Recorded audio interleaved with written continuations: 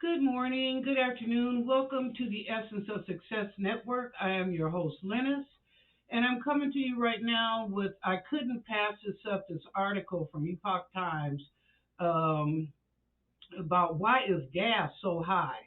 I'm really trying to understand that we only get 1% from from Russia, excuse me. I live in Washington. Our gas comes from Alaska. We're right on the pipeline. Our gas should be the cheapest gas in the United States, to be honest with you, because we're right on the pipeline, so we get our gas with no problem. But anyway, yeah, I just want to understand. So I saw this article and I thought, you know what? I'm going to share this with my listeners because it's really good. The article is wrote by Dinesh D'Souza. I hope I'm pronouncing it correctly. Why has President Joe Biden suppressed domestic oil and gas production, which would undoubtedly help to offset the cost of global instability, post pandemic demand, as well as OPEC production restraints?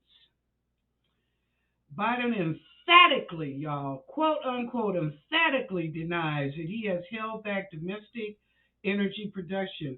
It's simply not true that my administration or policies are holding back domestic energy production.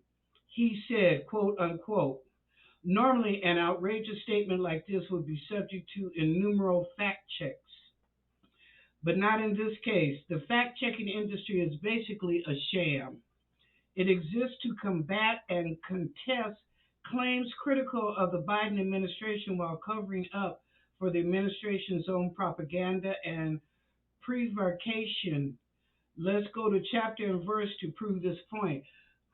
This is entertainment purposes only. Entertainment purposes only. Just a few weeks ago, the Biden administration froze new drilling permits and blocked leases on federal lands after a court ruled they couldn't invoke a higher social cost of carbon to achieve this objective. In order to spite the court, the Biden team essentially shut down the whole process down. This latest move is consistent with what Biden has been doing since he first came into office. One of the first moves was to sign an executive order banning new oil and gas leases on federal land. This affects a huge portion of United States energy production. This measure was eventually halted by the courts, thank you God, but over the vehement opposition of the current administration. Entertainment purposes only. Prior to gas prices hitting record highs, and just to let you know, I don't know what state this is in, but I want to give this an example. It was 7.29 a gallon for regular, 7.31 for plus, 7.33 for premium, and if you use diesel, it was 7.57 per gallon. Okay, just thought I'd share that. Okay, so the latest move is consistent on his first move to sign executive order gas leases on federal land. Huge energy production.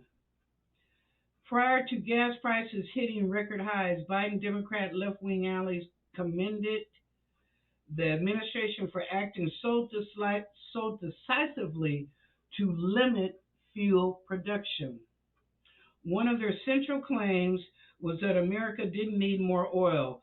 There was plenty in the existing store to satisfy domestic needs. Well, if that's true, now he came out last year and said, Biden, quote unquote, we have 600 million barrels in reserve, quote unquote. Your president said this, okay? So if that's true, and what he just said, America doesn't need more oil, then why are we paying high prices at the pumps? Who can forget that Biden also shut down the Keystone XL pipeline on his very first day in office, on his very first day in office, despite the immediate toll of a loss of thousands of well-paying jobs. Actually, this measure was part of a larger project to reverse what the Biden administration boasted were more than 100 Trump era policies, several of them dealing with energy production. Okay, so there you go, y'all. If you want to read more about the article, I'll put a thing down there in the comment section so you can read it for yourself. But it's off of Epoch Times. Anyway, thank you, Mr. Dinesh, for sharing that and for me to be able to bring it forward to my audience. So thank you very much.